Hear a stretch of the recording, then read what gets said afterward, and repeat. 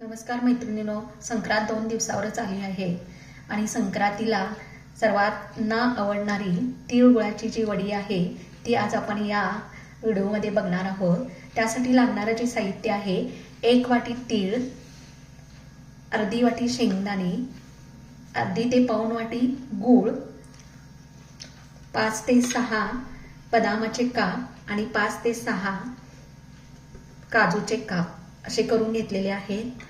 तर आपण हे साहित्य घेतलेलं आहे।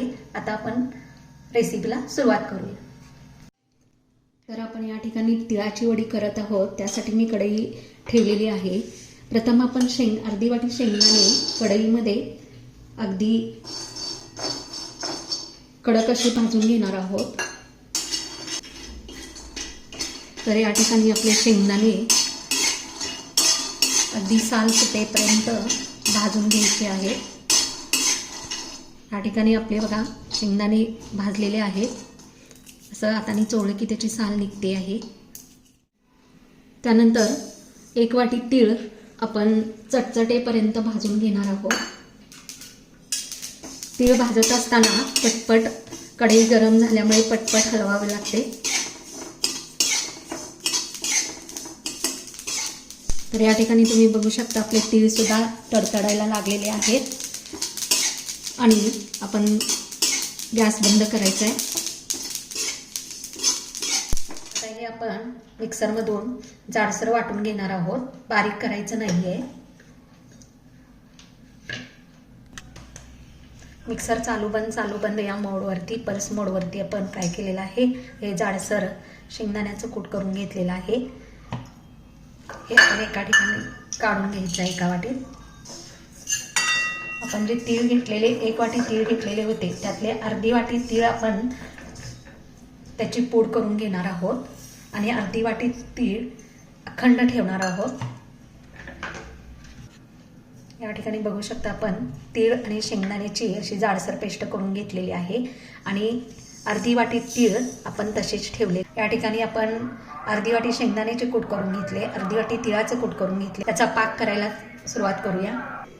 गॅसवर एक कढई ठेवलेली आहे, त्यामध्ये 1 ते 1.5 चमचा तूप घालायचे की त्यामध्ये अर्धी वाटी जो गूळ घेतलेला आहे ते गूळ त्यामध्ये टाकायचा आहे आणि मंद आचेवर या ठिकाणी सतत हलवत राहायचं आहे।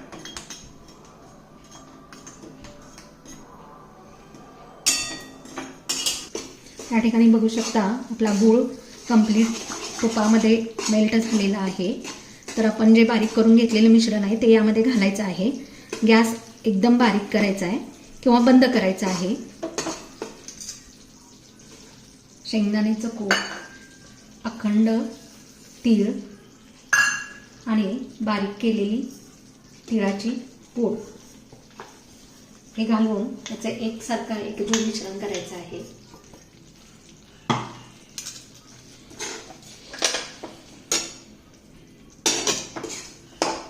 आपण बघू शकता या ठिकाणी आपल्या या सर्व मिश्रणाचा एक गोळा तयार व्हायला लागलेला आहे। असा एकजीव गोळा तयार झाला पाहिजे। या ठिकाणी आपले हे मिश्रण सगळे तयार झालेले आहे। आता आपण एका ताटाला तूप लावून घ्यायचे आहे।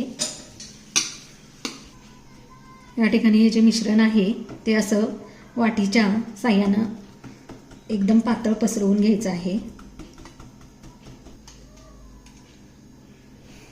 आपण जे काजू बदामचे बारीक काप करून घेतले होते ते याच्यावरती असे पसरवायचे आहेत।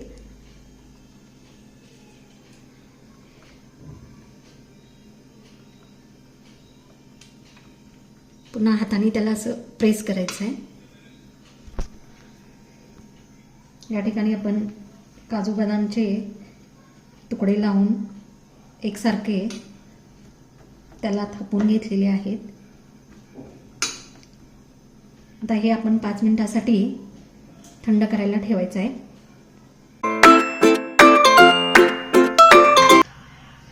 हे जे वडीसाठी आपण ताटामध्ये थापलेलं मिश्रण होतं 5 मिनिटांनंतर याच्या अशा वड्या कट करून घ्यायच्या आहेत।